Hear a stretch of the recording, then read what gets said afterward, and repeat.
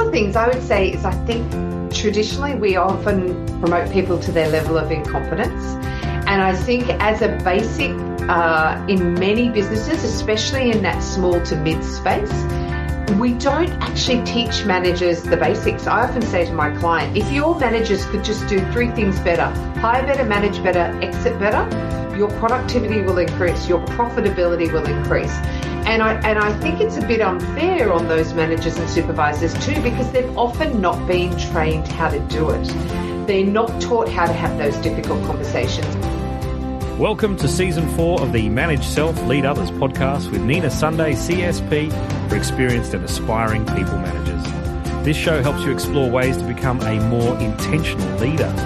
Each episode, host Nina Sunday speaks with some of the brightest business minds on the planet who share a passion to elevate and transform team culture. Workplace culture hides in plain sight. Is yours flourishing? Join the movement to make your workplace a better place to work. Are you ready? Because it's time to manage self, lead others. Natasha Hawker is co-founder of Employee Matters, your in-house HR and recruitment experts coming in and out of your business as and when you need them. A finalist in the 2023 Telstra Best of Business Awards, Natasha Hawker is author of From Fire to Hire, Managing the Employee Life Cycle, Hire, Manage, Wellbeing and Exit. A former international HR manager with a Fortune 500 company, Accenture, who worked in Australia, London and India. Welcome, Natasha Hawker. Thank you for having me, Nina. It's a pleasure to be here. And I recommend From Hire to Fire by Natasha Hawker that it be on every manager's shelf, because it's like HR in a box, really. It is. And that's how I designed the book, to be written or read as a reference or end to end. That's right. And of course, any Australian manager, you'll also see lots of references to Australian law, but it's full of all universal principles if you're somewhere else in the world. And you don't really come across these sort of books very often. So It's a beautiful, beautiful piece of work. Well done. The feedback I usually get is, it sounds like you're sitting there talking to me, Natasha, and it's so practical. So that's exactly what I had in my vision when I was writing it. I wanted it to become sort of a dog-eared companion for managers, because they find this stuff hard. And you're absolutely right, Nina. 60% of it is global principles and useful no matter what country you're residing in. So my eyes landed on the chapter with the bit in it, having the difficult conversation. And it's almost universal now. You know, do you have difficult conversations? Do you avoid them? And I think those are the 3 questions you ask managers, don't you? Tell us about that. Yes, I think far too often, Nina, we end up in difficult conversations because we don't normalise feedback as part of everyday business. And I think often where managers go wrong is they don't set it up for success at the beginning, along the lines of, look, we're all about continuous improvement here. I want to be giving you feedback on a regular basis, what's working well, what's not working well, why we're doing this, what's the outcome I'm expecting. And I would love to see businesses do more of that. And I love hearing you say we need to normalise these conversations, because if you can have regular one-on-ones even more often than every month, what's the frequency that you recommend? We do huddles, which are 15 minutes a day. So I catch up with my 3 team members that are direct reports into me. Actually 4 daily huddles with 3 of them, and a weekly with my GM, because he doesn't need it as much. But I think huddles are key. You know, what are you working on today? It keeps people accountable. What are you working on today? What did you achieve yesterday? And what are you doing tomorrow? And that just keeps things flowing, especially because in all transparency, I run a remote team. I have done since back in 2011 when I started this business. Nina, I like to say I was ahead of the curve. So it's absolutely critical that we communicate on a regular basis and everyone's very clear about what they need to be focused on and get that stuff done. And I think the other gap for me, and it sounds so simple, but it's generally not done well, is listening skills. In terms of that de-escalation when it's not going so well, I think listening skills are key. You know, it's really important that people have their chance to say what they're feeling, especially if you've given them some feedback, but also play back to them what I heard. I think people sometimes feel that they're repeating it, but you never underestimate what people feel when they go, so can I just play back to you what I heard, and let them correct you, because that gives you more information. And I think use deference and, would it be a problem for me to share what I'm thinking? I read a fabulous book called Never Split the Difference by Chris Voss. Are you familiar with that one, I've Nina? heard of that. Oh, it's excellent. And I use that framework for negotiation, and I use it when I've got the very, very rare client complaint as a framework for managing that. And I find that from a de-escalation viewpoint, that technique is brilliant. And I think it's really, really important. So they're my key tips there, I think. Very good tips. One of the reasons people or managers tend to avoid these difficult conversations, we're talking really one-on-one now, aren't we, rather than huddles. One of the things you say is they're not taught how to do it. And I think as a basic in many businesses, especially in that small to mid space, we don't actually teach managers the basics. I often say to my client, if your managers could just do 3 things better: hire better, manage better, exit better, your productivity will increase, your profitability will increase. And I think it's a bit unfair on those managers and supervisors too, because they've often not been trained how to do it.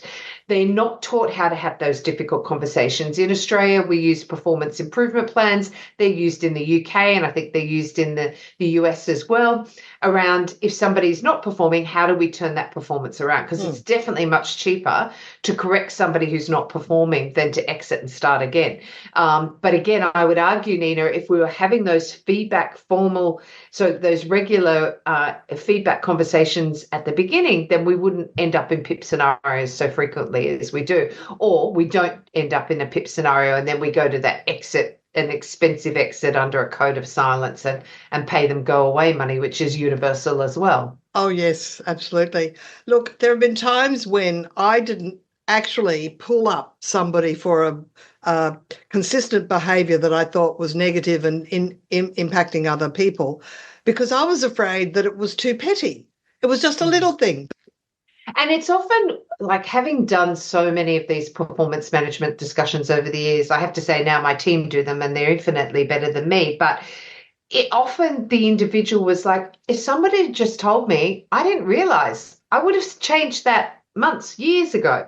But to your point around not having that conversation because it feels petty or too small, often snowballs over time. And, if it's annoying to you now, it's going to be even more annoying to you in 3, 4, 5, 6 months. Oh, yes. Time. But here's the thing. I never really set it up to have regular one-on-ones that were private, that were in a location where we couldn't be overheard, where I could just have, it's just an opportunity to have a share. And it may not always be a negative thing, but the point is when the negative thing happens, you've set up that framework to be able to talk about it. And so these one-on-ones really are the biggest shift that I started doing in my business finally. I think the other thing I would share is it's really important to be vulnerable as well. So do you have any feedback you would like to give me? Is there another way that I could be managing you to get the most out of you? And you need to develop trust for them to be able to be brave enough to give you that feedback. But I think it's really important that we do ask for that feedback, because hey, there may be something that we're doing that's proving a blocker to them as well, which should be great if we got that out of the way. The other thing to remember too, Nina, is in my view, people don't leave companies, they leave leaders. True. So, if you want to reduce attrition, that's a great way to do it. And most people want to be developed. They want to grow and develop. And again, that comes back to that setup at the beginning. I want you to be better in 12 months' time than where you are now. Would it be a good idea, or would it not be a bad idea for me to share some feedback of what you're doing well so we can do more of that, and also where we can improve? And I'd like to get your perspective on me as well, if that makes sense and that's someone you value their feedback. And I think that it's a healthy culture and a healthy team when the leader can say one-on-one, please give me your feedback. And I think that's a good sign. That's an excellent sign. So we get to the point where we're a manager, we share an observation about a habitual behavior, and people can either get upset, angry, they can have tears. How can you de-escalate that situation? Are there any tactics for that? I think it's very important to acknowledge that. It seems like I've upset you. It seems like you're feeling angry. It looks to me like I've hurt your feelings. It seems like you're not listening to me or you disagree with me, and then pause. And this is the great techniques from Never Split the Difference, but then give them a question and say, do I have that right? And they might say, yes, I am upset.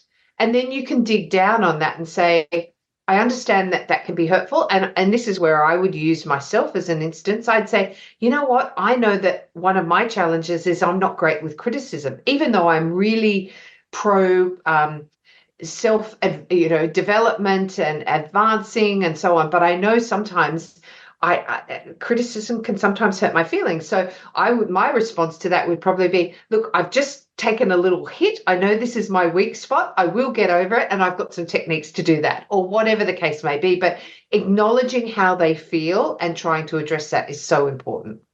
When you say you as the leader don't take well to criticism, are you suggesting that they might need time out to actually process it, and you might adjourn the meeting?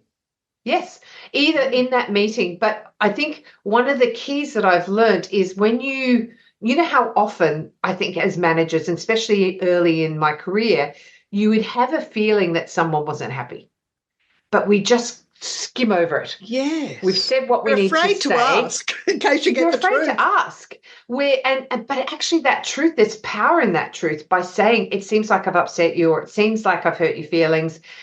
And then just be quiet and see what comes out. Because then if they give you that information, then you've got somewhere to go with that information. Right. And so that will de-escalate it.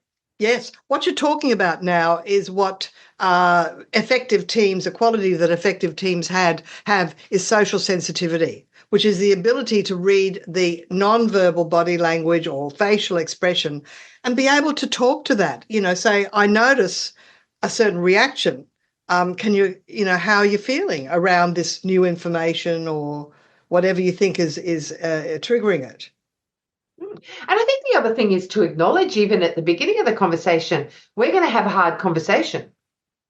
Not sneak up jump on them. It's going to say, I'm going to have to give you some information that you may not want to hear, but I'm doing this because I think we can grow, or you can grow as a result of that.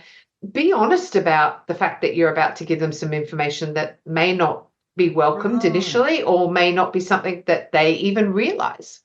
Yes, because you do say in your book, in terms of the process, to share the facts. And in my head, I went, yes, but how? So being upfront and saying, it's really important. I don't, well, this is a good one. I don't know if, or I don't know how you will feel when I share this. I hope, and then maybe talk to the future. I hope that the goal of this is to have a very good working relationship, and I just want to bring up a couple of things that I've observed.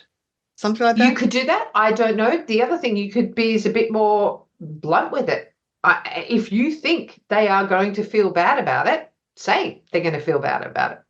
There's no, if that's what you think, then put that out into the world, because guess what? They will correct you. And if they do correct you, that's going to give you more information in which to evolve this conversation. That is great. I love it. I love it. Now, I loved the whole thing on exit interviews. Exit interviews are incredibly powerful because they give you great intel for a couple of reasons. I think two things need to happen. One is it needs to be done with someone, probably not their boss, because as they're leaving, that might be the reason why they're leaving. So someone who's a bit more independent. The second thing is that, having that information is absolutely critical because, for example, you might see patterns developing. If everyone's leaving because of salary, then there's a salary issue. If everyone's leaving this department because Fred runs this department. Maybe Fred's the issue. So I think exit interviews are absolutely key to give us data, and people are often more comfortable sharing what they think more honestly, especially if they've never been encouraged to give feedback when they're walking out the door. And then Absolutely, they've got nothing to lose. They've got nothing to lose. So they can tend to be quite brutally honest. The other thing I would suggest that is even more valuable, and where we don't want to be losing our great employees, is to do stay interviews. And stay interviews are what would make you stay with me for another 2 years. Because if I can identify that they're a flight risk before they're a flight risk, and amend something, maybe give them some more training, maybe they want to be mentored by me, maybe they want to change departments, and you can do that and retain that employee versus losing them to the market. That's a good thing to do. So a stay interview is not waiting until they've resigned. It's just really part of a one-on-one. Yes. So, and saying, we hope that you'll stay for another few years. 12 months. What do you need? What do you need from us in order for you to feel comfortable to know you're going to stay? And in some cases, Nina, what they want, you may not be able to deliver. True. And that's okay. At least you know that, and at least you're almost preparing for an exit then. Now, you talk about the benefits of an alumni program, and I've never worked for an organisation that had one or even talked about having one. So is this a new trend or what's the story? No, Nina, it's been around for years, but I have to say it's very much in the larger corporates. So an alumni program is trying to stay connected to all the people that have left your organisation. And it's most likely for people who've resigned or have been made redundant. Tends not to be those people who've been performance managed out of the organisation. No. But it's trying to stay connected because often those people end up your clients, or they end up referrers of work, or they can come back. So I do it very informally with my employees because a lot of my ex-employees have ended up as clients, but they always end up as referrers of business. Let's go back now to the onboarding process, because I'm sure that the onboarding, there's certain things that you need to be mindful of when you're onboarding that will actually smooth things out for a good stay in the organisation. So what's your tips on onboarding? So in my experience, I have to say that typically onboarding is done poorly or not at all. I think a lot of people hire and then pop them in a desk in front of a computer, be it at home or in an office, and they expect them to learn through osmosis. And we know, Nina, that employees are at their greatest risk of leaving you in the first 6 months, and it's often due to poor induction. So imagine you've got an employee who's a high performer in a previous organisation. They know everyone. They know how everything gets done around here. They're able to deliver at speed and at quality. And then they're thrown into a new environment. They don't know how the systems work. They don't know how things are done around here. They don't understand the culture. They don't have someone to ask the dumb questions. There's never a dumb question. So it's really important to get your employees up to speed as quickly as possible and to get your return on investment.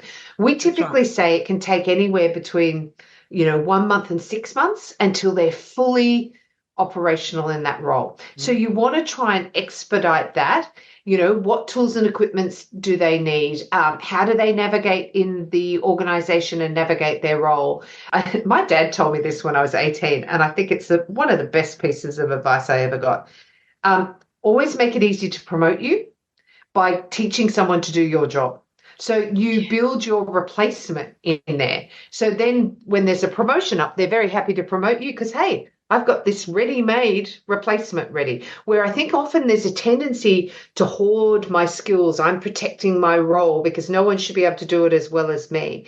And I think that's dangerous. So I think the more we can do to lift them to that next learning curve and ask them, I think often as managers, and particularly as business owners, we underestimate the fact that people want to learn from us, and it may not just be their core skill. It may be like, how did you start a business? Or, how do you do marketing? That's not my vein, but I'd like to learn more about that. So I think it's really important that we find out what's going to keep them interested and suggest stuff if you don't. You know what? I absolutely think you've nailed it right there, because I think the reason some managers aren't even thinking about the learning and development needs of their people is they're afraid they'll get so smart that they'll get rid of, well, somehow take over their job, but they're not thinking, well, I have to rise up within the organisation, so I'm building my replacement. It's really up to the leader to try and educate team members that always be thinking about how you can progress through the organisation, and the way to progress is to not make yourself indispensable. It's to make the people that are your direct reports indispensable.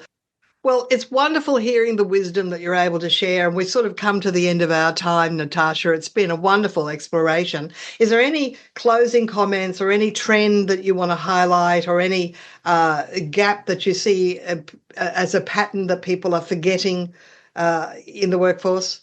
I think I would come back to that management team. I think they're underutilised and therefore they're not getting their ROI. I think if we could train our managers up to maximise the productivity of their employees through hiring well, managing well, and exiting, and that exiting might be a promotion to another part of the business. It may not be an exit out the door. Or there are some people that may only have 2 years in your organisation, but if it's 2 fabulous years and they go off to be a client, that's a great outcome too. So we've developed some training around how do we, that employee life cycle, how do we train managers to hire, manage and exit better? And I think we do need to encourage investment in that space, because I don't think people train their managers to get their ROI from both their management team, but also the employees that sit under them. Excellent. That's a really interesting gap that you've identified there. So that's a good one for anyone listening. Look, thank you so much. Tell us how people can find you, how they can use Employee Matters. Yes, so easiest way to get us is employeematters.com.au. How they can use us, we do recruitment and HR to small to medium businesses. I believe HR isn't just your competitive, let me say that again. I believe exceptional HR doesn't just fix or even prevent your employee problems. Exceptional HR is your competitive edge for more profit, more growth, and the sustainability of your business. Businesses need to do people smarter. I think they waste a lot of ROI on not having the right people in the right jobs at the right time too. Mm. Well, look, thank you for giving us your time today. I really appreciate it. And thank you very much, Natasha Hawker, with your book From Hire to Fire. I think people can run out now and buy that book. And also share this episode with your friends. So all the best, and thank you so much, Natasha. Thanks, Nina. And remember, your employees really do matter. Indeed. Okay. My episode this week was with guest Natasha Hawker, co-founder of Employee Matters, who does in-house HR recruitment for companies. They can come in and out of your business as and when you need them. My name is Nina Sunday, and if you find this valuable, share this episode with your friends. Just give them the link. It's either on YouTube, our Manage Self Lead Others podcast channel, or all the audio podcast apps. Nina Sunday CSP is on a mission to help leaders transform culture. Nina Sunday travels from Brisbane, Australia to facilitate half-day or full-day workshops at your location anywhere across Australia. For a list of Nina's topics around leading people, productivity and communication, go to brainpowertraining.com.au/signature programs to request a tailored proposal. To book Nina Sunday CSP to speak at your conference in Australia, New Zealand, Asia or internationally, head to ninasunday.com for details.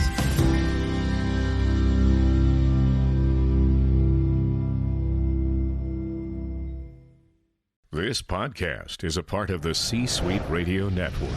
For more top business podcasts, visit c-suiteradio.com.